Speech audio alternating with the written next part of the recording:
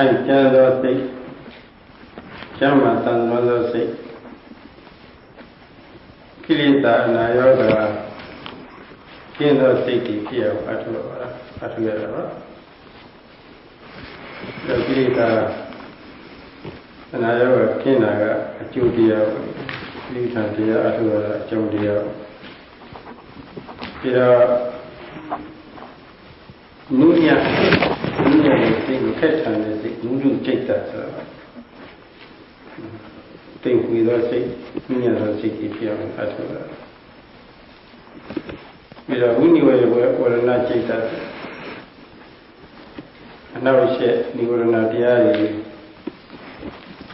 ကိဝေစင်ကြယ်နိဝရဏကျင်းတဲ့စိတ်ကိုသတ်ရှင်းတဲ့စိတ်ဖြစ်ဖို့အတွက်အထောက်အကူ။ဒါအလိနာจิตတာဆိုတာမတွန့်ဆုတ်သောစိတ်အဲဒီစိတ်မျိုးတွေဖြစ်ဖို့အထောက်ရတာ။ဒါပသနာจิตတာဆိုတော့ကြည်လင်သတ်ရှင်းတဲ့စိတ်တွေကြည်လင်တဲ့စိတ်တွေကြည်ညိုတဲ့စိတ်တွေအဲဒါဖြစ်ဖို့အတွက်အထောက်ရတာပါပဲ။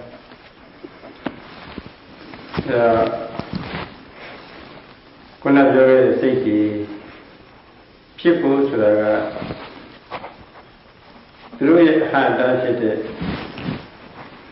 ဒီနိဝရဏတရားတွေပြီးပယ်ရှားနိုင်ပါမှအဲ့ဒီစိတ်မျိုးတွေဖြစ်နေပါကလစိတ်အစာရှိတဲ့စိတ်တမျိုးတွေဖြစ်နေပါတယ်အဲ့ဒီစိတ်တမျိုးတွေတဏှာဝါနဲ့ဖြစ်ဖို့လားအခုဒီတရားအထောက်ရတယ်လို့အကျဉ်းစာမှတ်ထားကြပါမယ်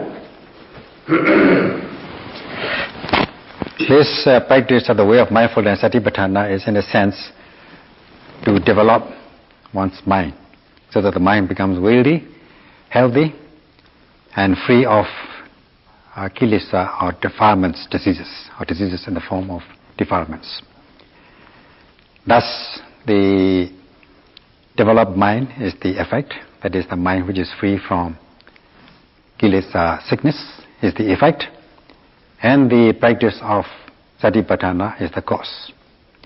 Moreover, this practice is also to develop the Muddu Citta in Pali, softness or malleability in the mind, so that the mind becomes soft and malleable. And also, secondly, to be free from hindrances to practice, progress, nivaranas.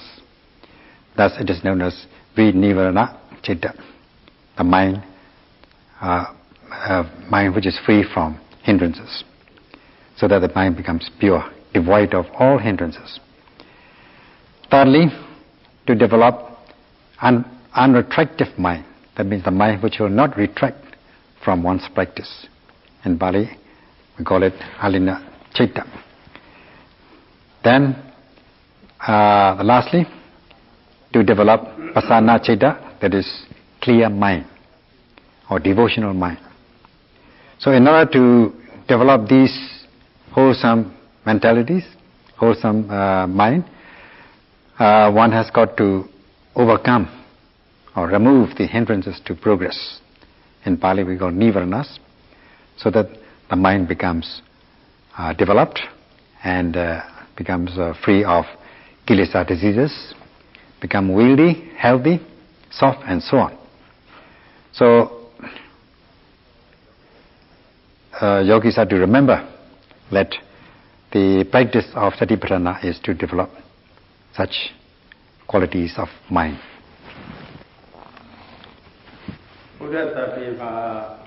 The scriptures are mentioned, describe very vividly this effect of this practice, beginning with Kala Citta, wealthy, healthy mind, free of kilesa diseases.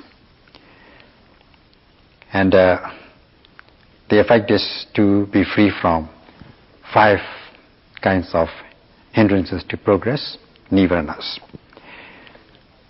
Now out of these 5 hindrances, we may mention this sense desire hindrance or hindrances of sense desires. In Pali, Kamachanda Nivaranas. That is wishing to enjoy sense impressions, indulging in worldly pleasures.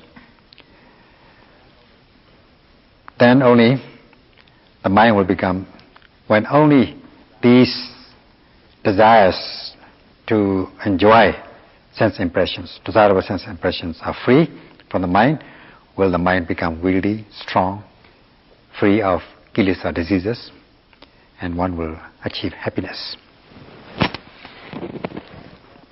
Then we have, as the second in the series of these 5 hindrances to progress, Nivarana, hindrances of ill will. In Pali, Vyavada Nivaranas. In essence, this is dosa, anger or aversion. This arises due to dissatisfaction, malicious feeling, unwholesome thoughts. And this practice is to be free from these hindrances of ill will.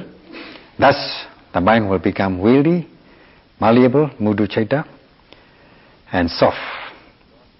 In the case of dosa, anger, the mind is wild and violent. In the case of this anger-free, dosa-free mind, it is soft and full of loving kindness. So in this practice, one will develop loving kindness for others. That is in Pali, metta.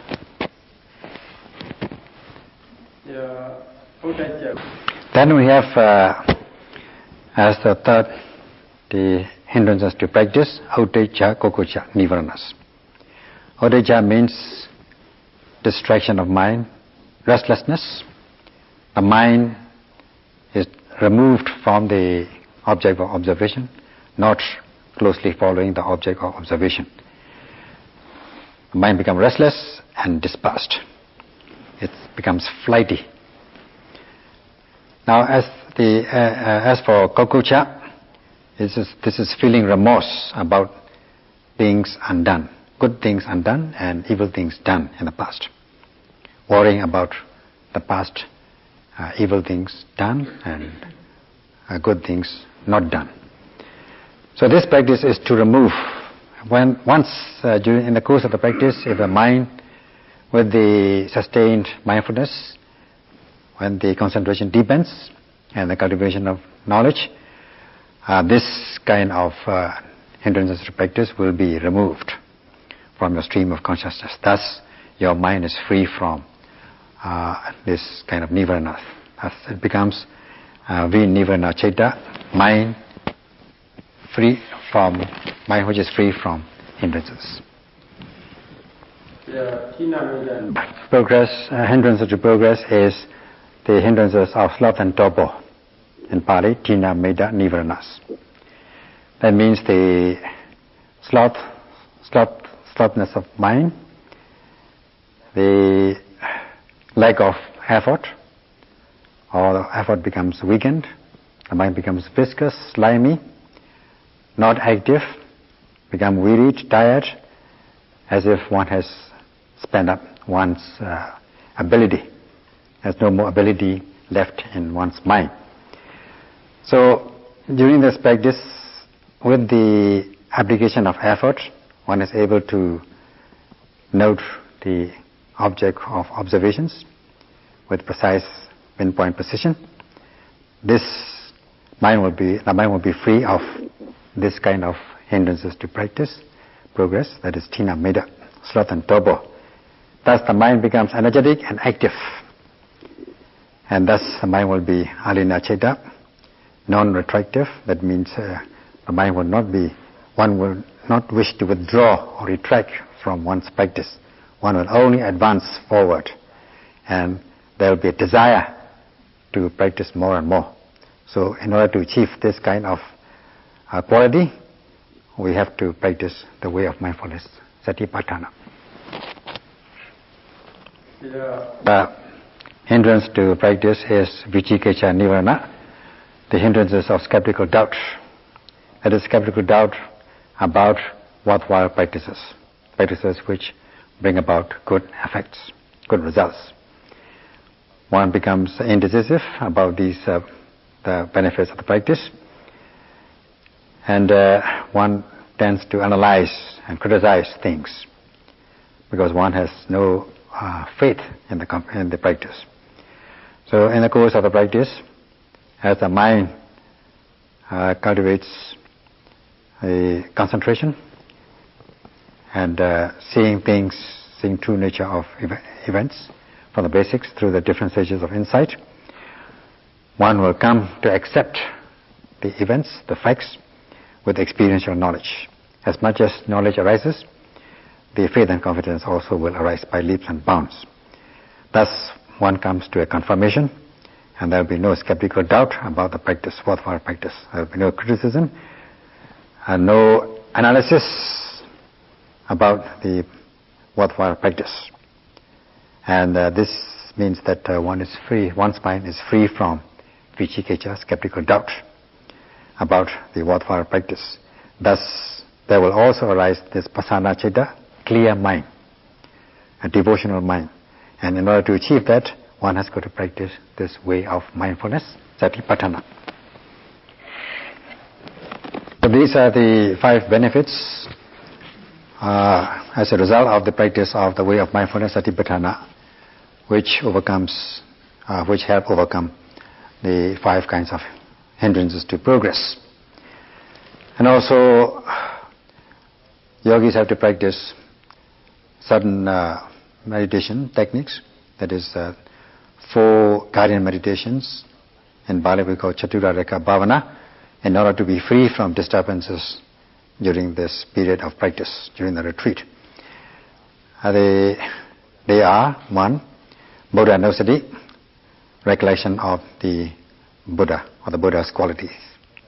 Secondly, Metta Bhavana, loving kindness meditation, that is pervading metta, loving kindness to the rest of the world, that is to others.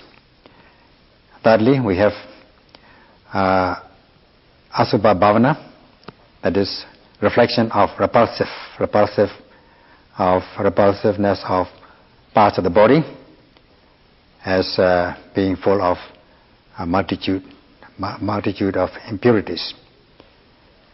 And fourthly, we have this Maranasati, mindfulness of death, to be always conscious of death.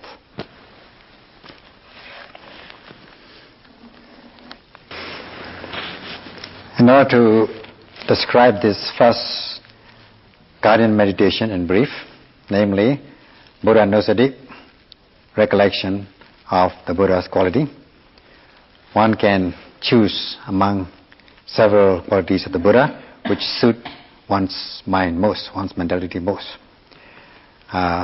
One need not go into all the 9 major qualities of the Buddha.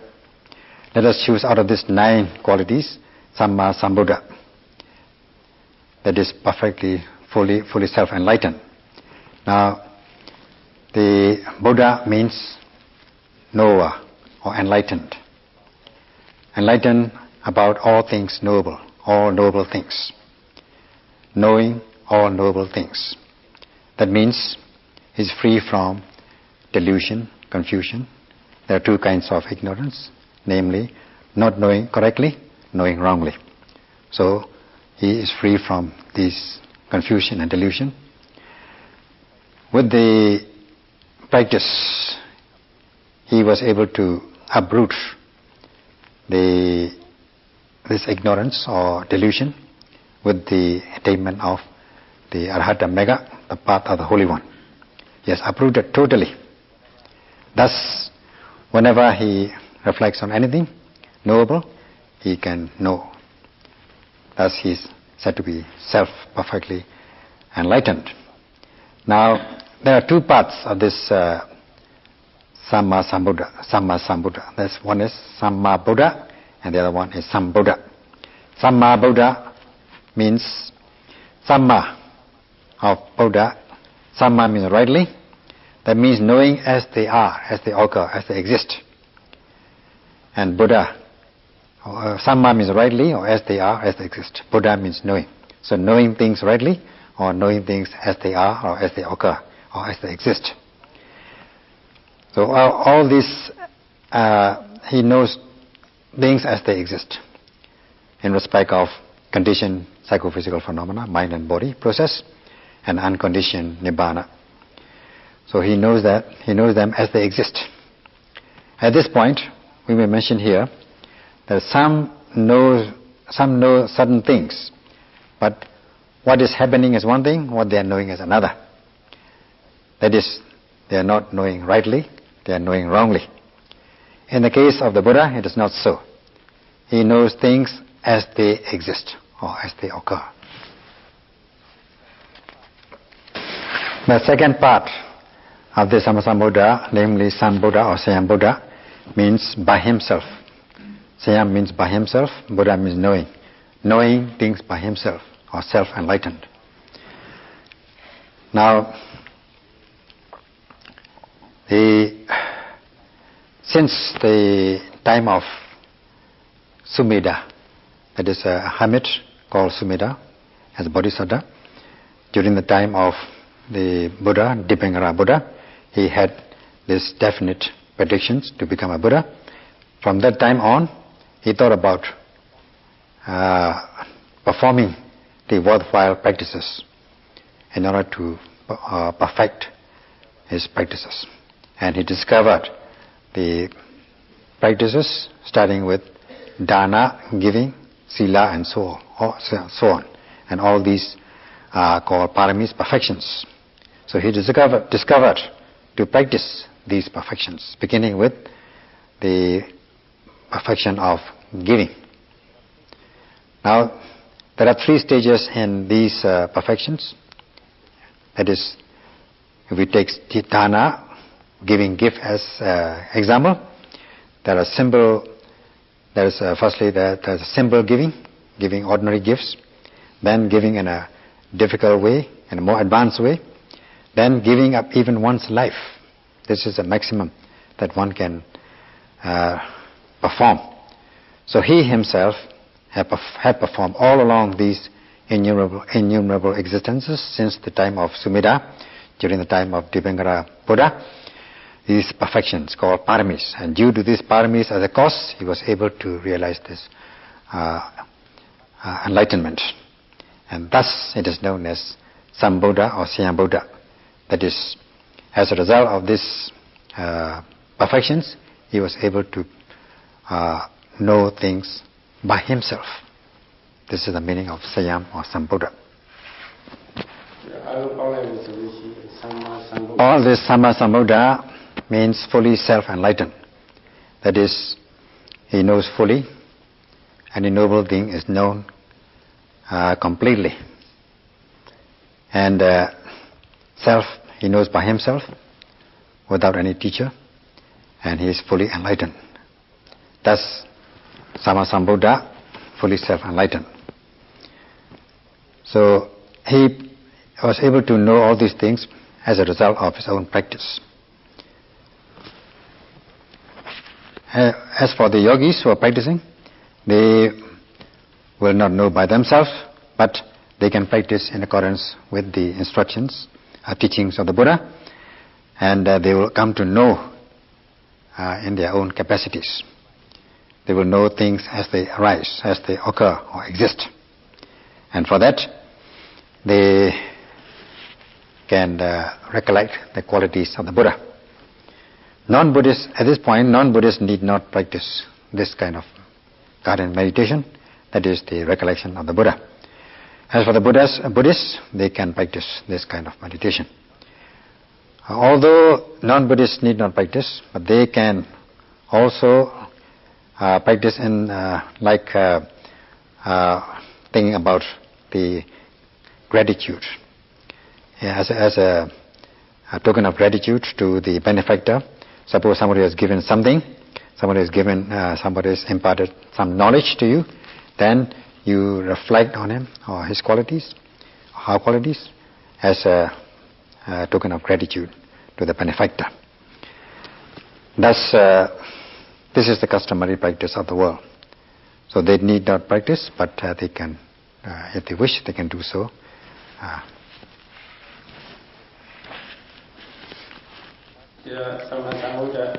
Thus, this is the essence of this quality, Samma Sambuddha, 47 enlightened. Enlightened in respect of noble things, especially the Four Noble Truths. And he has known these Four Noble Truths by himself through his own practice. He discovered things by himself. In this way, one has to reflect or recollect the quality of the Buddha. The benefit is during the practice, if one makes mistakes or one is confronted with some frightful things or visions and things like that, then one will not be afraid or moved or shaken by these frightful visions, and one will be able to practice with confidence. Secondly, we have this Metta Bhavana, loving kindness meditation, that is pervading loving kindness towards all beings, wishing well for all beings, without any limit, without measure. Such as, may they be happy and be fulfilled, may they be happy and peaceful.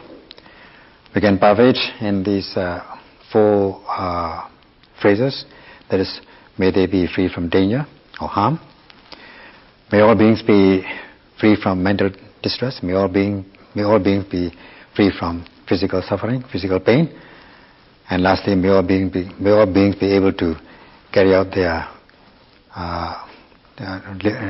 life, or lead their life without any disturbance, or with confidence. That's all. You can make it brief, such as, may all beings be happy and peaceful.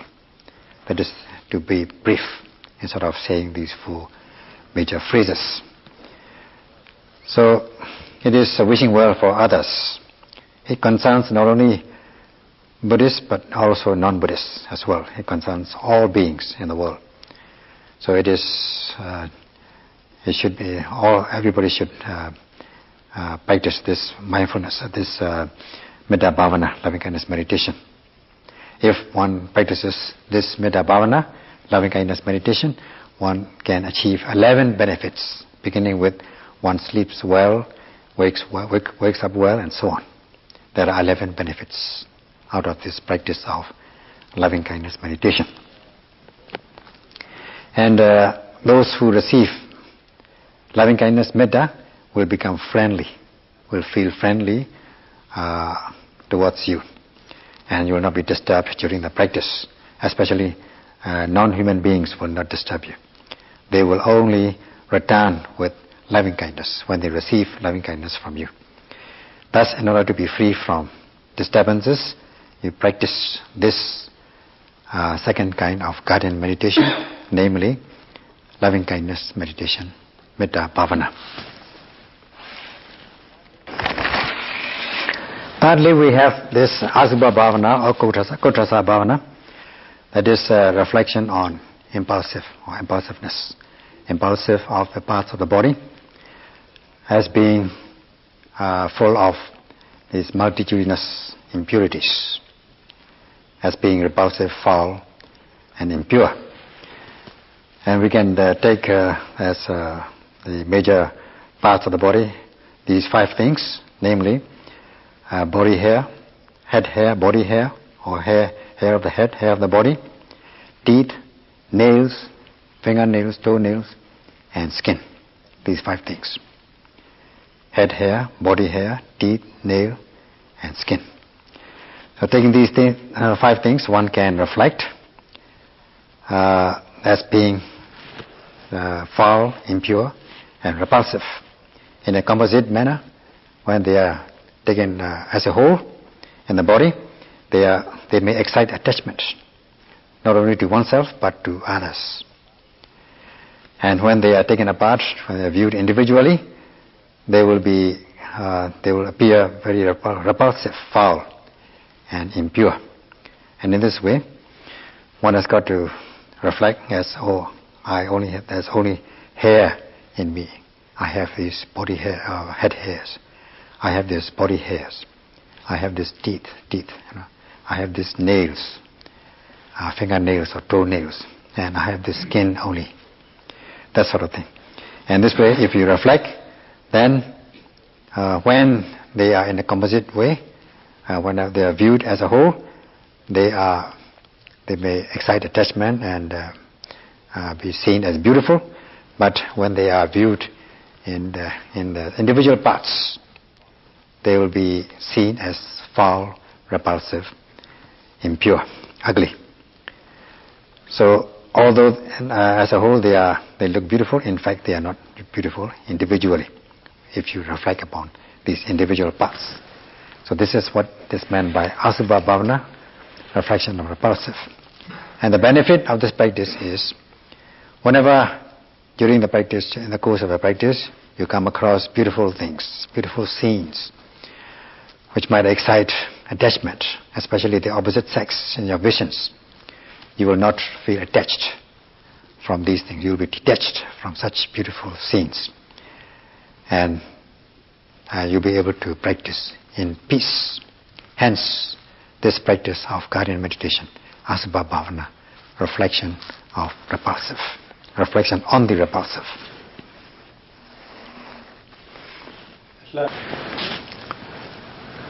For those who give preference to beautifying oneself for themselves, they would not wish to recite or reflect on this recollection of the death. They might say, what a practice it is. This is trying to remember death. I don't want to remember death. That sort of attitude may be there. But one would not lose, but gain from this kind of practice. Fourthly, lastly, we have Maranasati, that is reflection of death. And this reflection of death, that death is sudden, but once we come into life, one is bound to die. And death is sudden. And any time, death is bound to take place, in any place, anywhere. So one has got to reflect on the death as such, so that one will not become afraid. The benefit of the practice is, during the course of the practice, when the yogis experience unbearable sensations, one will not be afraid. One will not shrink from the practice. One will practice risking one's body and life. And one will also be conscious that one should be fulfilled with this practice, worthwhile practice, of when one is alive, before one dies. So this is, and in this way, this is a reminder. This will be an inspiration.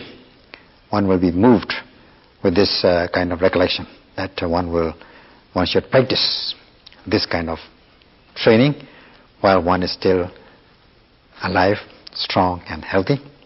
Of course, some are afraid to think about death. They tend to shrink from such memories. They feel rather touchy. They think that it's demoralizing to think about death, but it is not so. So in this way, in the last retreat, at this point, it may be mentioned that some of the yogis are scared to recite this kind of, or to reflect on this practice, death. Later on, all of them follow suit. Maybe they like chanting of such things. The beings, the Buddha's teachings are not to lead to ugliness or to death. It is a way to deathless state, because we are dying many times through our countless lifetimes. We have died many times.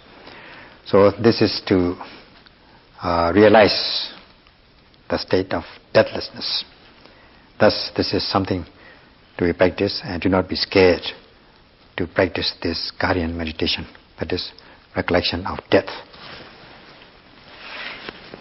About explanation on the 4 guardian meditations, which are to be developed so that yogis will be free from disturbances in the course of the practice, and they can meditate with security. So the question is, how long should one take to meditate these 4 guardian meditations? It should not be long. Since yogis are practicing 4 times the way of mindfulness, Satipatthana, they may practice all these 4 guardians in 5 minutes for all these 4 guardian meditations, so that they may be free from the disturbances.